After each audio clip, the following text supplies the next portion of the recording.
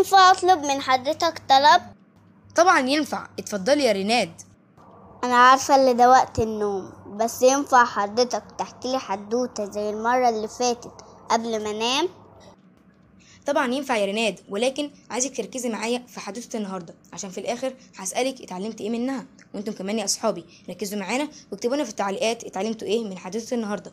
بس قبل ما نبدا لازم تصلوا على سيدنا محمد صلى الله عليه وسلم، وما تنسوش تضغطوا لايك للفيديو وتشتركوا في القناه لو لسه ما اشتركتوش، ويا ريت تعملوا لنا فولو على صفحتنا على الانستجرام، هتلاقوا اللينك في صندوق الوصف اسفل الفيديو. ينفع ان انا اسمع معاكم الحدوتة بتاعت النهاردة؟ طبعا ينفع، بس لازم تركزي معانا عشان تقولي لنا استفدت ايه من حدوته النهارده. قصتنا النهارده بعنوان محكمة الغابة. كان يا مكان، يا سعد يا إكرام، وما يحلى الكلام إلا بذكر النبي عليه الصلاة والسلام. عليه افضل الصلاة والسلام.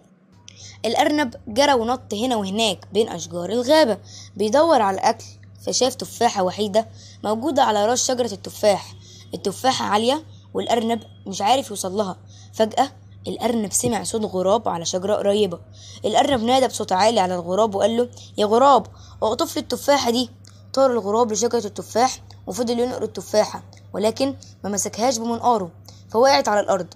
الأرنب شكر الغراب ونط عشان يلحق التفاحة. الأرنب شايف التفاحة بتجري على الأرض فنط وراها.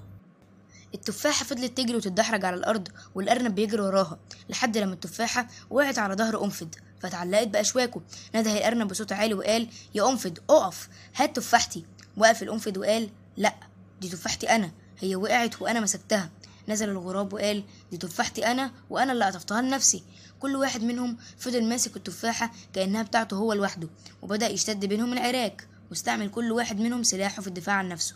الغراب دفع عن نفسه بمنقاره، والقنفذ بأشواكه، والأرنب فضل يرفس برجله. كان ساعتها الدب الطيب بيمشي في الغابة فسمع صوت العراك وجه عشان يعرف ايه اللي بيحصل. كلهم جروا على الدب ومعاهم التفاحة وطلبوا منه انه يحكم بينهم بالعدل. حكوا له الحكاية فقال الدب ان الأرنب هو اللي شاف التفاحة والغراب قطفها والقنفذ مسكها، فكل واحد منكم ليه الحق في التفاحة. فالدب قال: قسموا التفاحة ل3 حتت قد بعض وكل واحد منكم ياخد حتة. كلهم قالوا في صوت عالي مع بعض: ازاي ما عرفناش الحل ده قبل كده؟ مسك الأرنب التفاحة وقسمها 4 حتت وقال: الحتة الرابعة دي ليك يا دب لأنك صلحت بينا وعلمتنا الحكمة. وتوتة توتة خلصت الحدوتة. حلوة ولا ملتوتة؟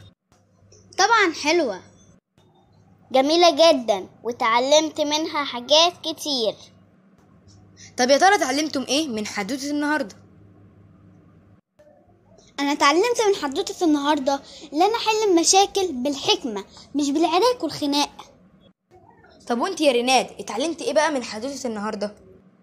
انا اتعلمت من حدوتة النهاردة العدل زي ما الدب عمل. اتمنى يا اصحابي تكون الحدوته عجبتكم. وطبعا احنا النهارده اتعلمنا اكتر من حاجه، اولهم الحكمه، ان احنا لازم نحل المشاكل بالحكمه مش بالعراك. ما نعملش زي الارنب والغراب والقنفذ لانهم فضلوا يتخانقوا مع بعض وخلاص، لا، احنا نعمل زي ما الدب عمل، لان الدب حل المشكله بالحكمه وبالعقل وهو ده الصح. وكمان لازم ان احنا نحكم بالعدل لان العدل شيء كويس جدا وده اللي الدب عمله. وكمان العدل اسم من اسماء الله الحسنى وربنا امرنا بالعدل. واتمنى تكون عجبتكم القصه. وكمان اكتبوا لنا في التعليقات ايه اكتر شخصيه عجبتكم، واكتبوا لنا في التعليقات اتعلمتوا ايه تاني من حدوته النهارده. ومع السلامه. وبكده تكون خلصت حلقتنا النهارده. اتمنى ان الفيديو يكون عجبكم. ما تنسوش لايك للفيديو واشتراك في القناه وتصبحوا على خير.